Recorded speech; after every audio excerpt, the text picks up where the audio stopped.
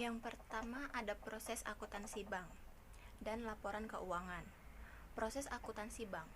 Siklus akuntansi adalah tahapan kegiatan yang dilalui dalam melaksanakan kegiatan akuntansi.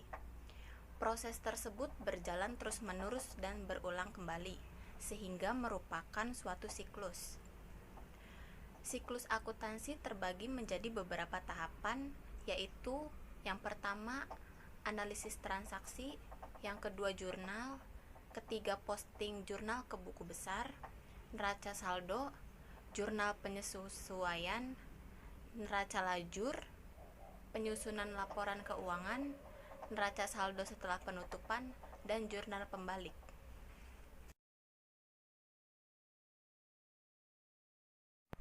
Poin analisis transaksi. Analisis transaksi merupakan tahap awal yang harus dilakukan sebelum melakukan pencatatan. Ada 3 hal yang harus dilakukan dalam analisis transaksi, yaitu yang pertama, apakah transaksi tersebut merupakan transaksi keuangan? Transaksi dikelompokkan sebagai transaksi keuangan jika transaksi tersebut mempengaruhi posisi aset, hutang, dan modal. Yang kedua, perkiraan apa yang dipengaruhi, bertambah atau berkurang, di debit atau di kredit. Yang ketiga, berapa besar nilai yang akan dicatat. Poin kedua, terdapat jurnal. Jurnal adalah pencatatan atas transaksi keuangan yang dilaksanakan setiap hari. Jurnal merupakan proses pencatatan pertama dalam siklus akuntansi setelah analisis transaksi. Jurnal merupakan dasar untuk memposting transaksi ke buku besar. Bentuk yang umum dari jurnal adalah jurnal umum, yang mencatat segala jenis transaksi yang terjadi. Dalam praktiknya, hal ini dibentuklah jurnal. Dalam praktik, apalagi dengan semakin berkembangnya perusahaan dan semakin rumitnya transaksi yang terjadi, tidak mungkin seluruh transaksi yang terjadi dituangkan hanya dalam jurnal umum. Akan hal ini dibentuklah dalam jurnal khusus yang dirancang untuk mencatat jenis-jenis transaksi tertentu yang sering terjadi dan berulang. Poin 3, posting jurnal pada buku besar. Yang dimaksud dengan posting di sini adalah membukukan dengan cara memindah bukukan dari jurnal ke dalam perkiraan masing-masing yang relevan di buku besar. Jika dalam jurnal pencatatannya dilakukan setiap hari, maka posting ke masing-masing perkiraan dilakukan secara periodik, misalnya 1 bulan. Pada umumnya, untuk memudahkan mengidentifikasi transaksi yang telah diposting ke buku besar ini, digunakan kolom posting reference.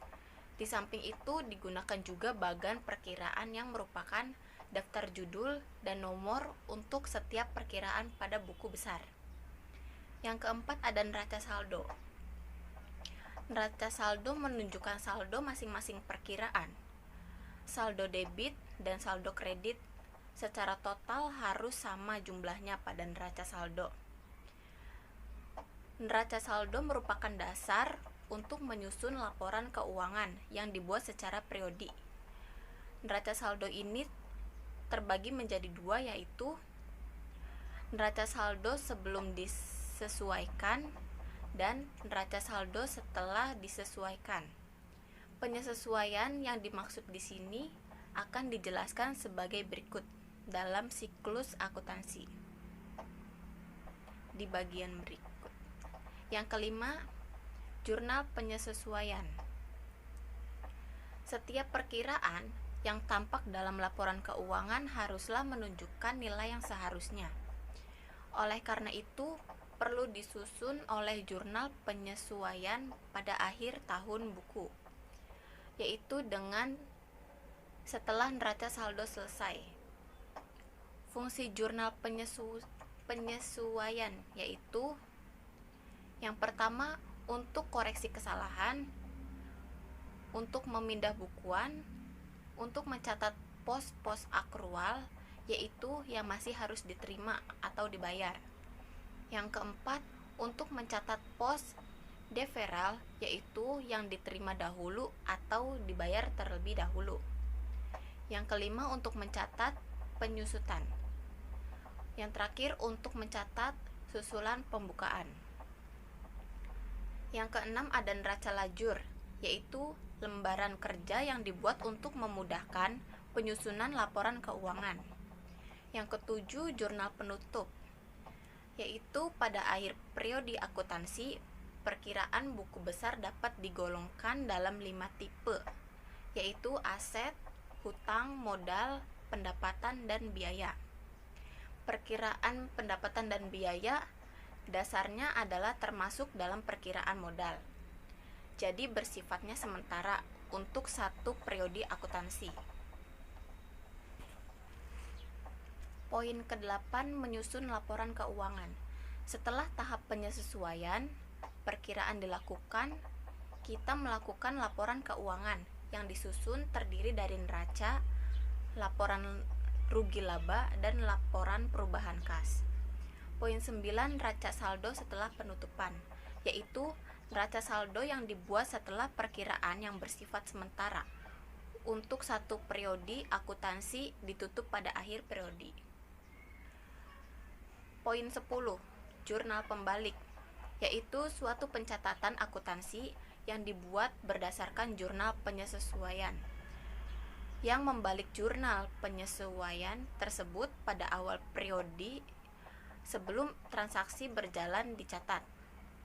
Perusahaan membuat jurnal balik karena menggunakan suatu pendekatan akuntansi tertentu dalam mencatat suatu transaksi. Pada dasarnya terdapat 4 macam penyesuaian yang memerlukan jurnal pembalik, yaitu pengakuan biaya yang terhutang, biaya dibayar di muka, pendapatan yang diterima di muka, dan pendapatan yang belum diakui meskipun telah terjadi penerimaan kas.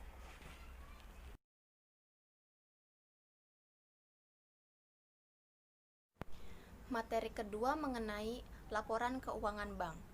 Laporan keuangan merupakan bagian dari proses pelaporan keuangan. Laporan keuangan yang lengkap biasanya meliputi neraca, laporan perubahan posisi keuangan.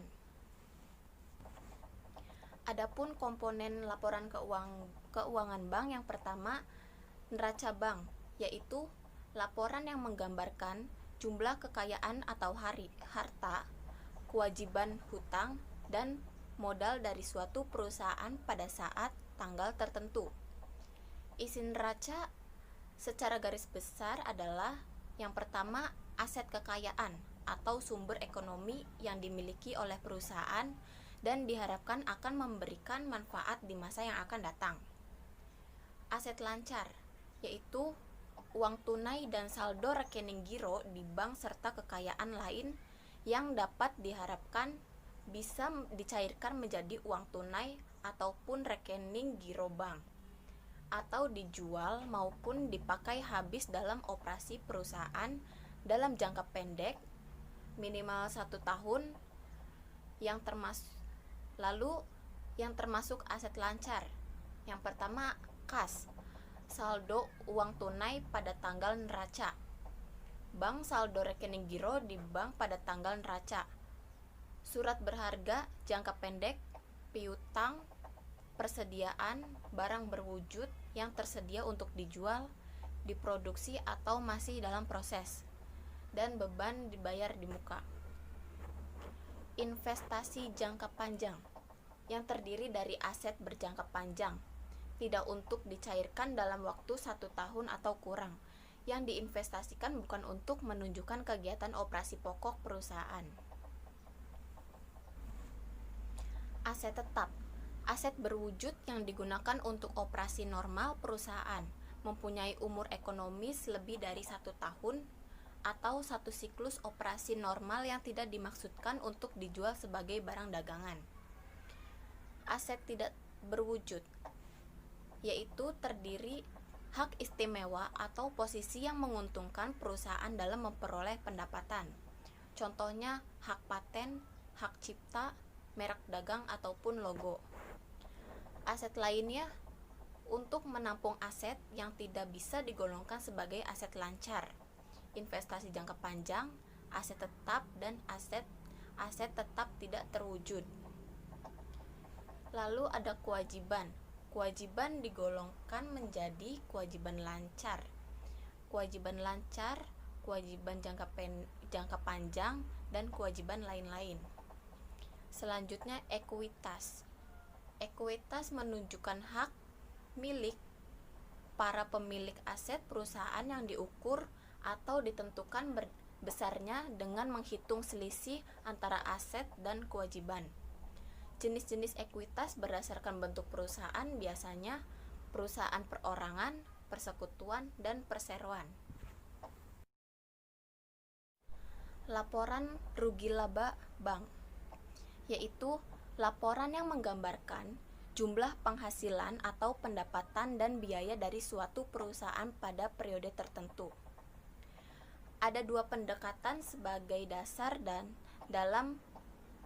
penggolongan, yaitu yang pertama, dasar tunai, suatu sistem yang mengakui penghasilan pada saat uang tunai diterima dan mengakui beban pada saat pengeluaran uang tunai.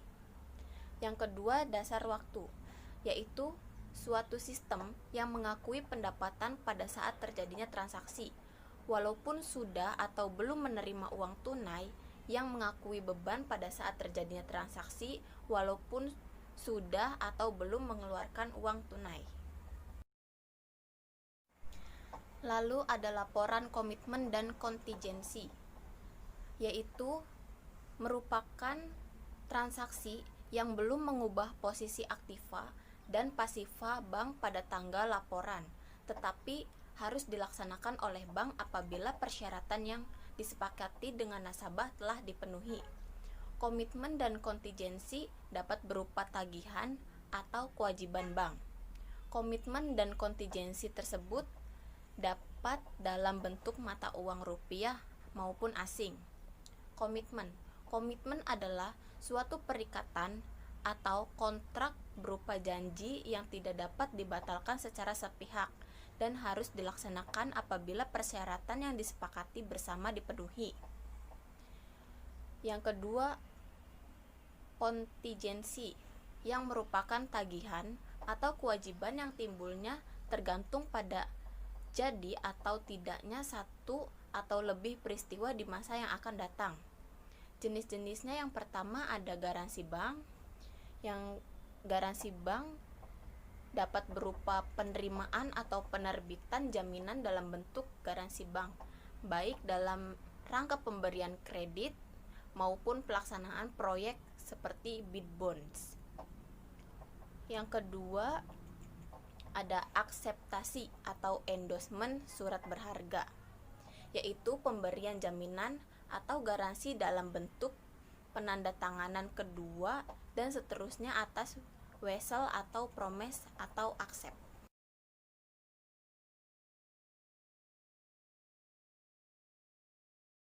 Materi ketiga tentang analisis kinerja bank dan tingkat kesehatan bank.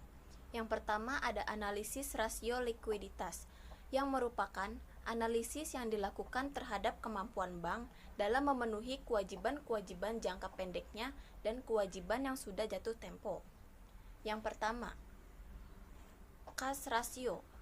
Cash ratio alat likuid terhadap dana pihak ketiga yang dihimpun bank yang harus segera dibayar. Yang kedua,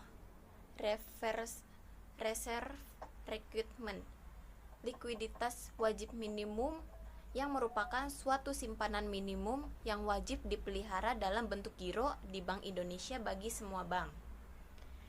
Yang ketiga ada loan to deposit ratio atau yang disingkat dengan LDR, rasio antara seluruh jumlah kredit yang diberikan bank dengan dana yang diterima oleh bank. Dengan ketentuan semakin tinggi rasio memberikan indikasi semakin rendahnya kemampuan likuiditas bank yang bersangkutan. Batas aman dari LDR suatu bank adalah sekitar 80%. Namun batas toleransi berkisar antara 85% dan 100%. Selanjutnya, loan to asset ratio, yang digunakan untuk mengukur tingkat likuiditas bank yang menunjukkan kemampuan bank untuk memenuhi permintaan kredit dengan menggunakan total aset yang dimiliki oleh bank. Yang terakhir, rasio kewajiban bersih calm money. Rasio ini menunjukkan besarnya kewajiban bersih calm money terhadap aktiva lancar atau aktiva yang paling liquid dari bank. Selanjutnya ada analisis rasio profitabilitas, yaitu untuk mengukur tingkat efisiensi usaha dan profitabilitas yang dicapai oleh bank yang bersangkutan. Yang pertama, return of asset. Rasio ini digunakan untuk mengukur kemampuan manajemen untuk dalam memperoleh keuntungan laba secara keseluruhan. Yang kedua, return of equity atau yang disingkat dengan ROE adalah perbandingan antara laba bersih bank dengan modal sendiri. Selanjutnya, rasio biaya atau beban operasional, yaitu perbandingan antara biaya operasional dan pendapatan operasional. Yang keempat ada net profit margin atau yang disingkat dengan NPM rasio, yaitu rasio yang menggambarkan tingkat laba yang diperoleh bank dibandingkan dengan pendapatan yang diterima dari kegiatan operasionalnya.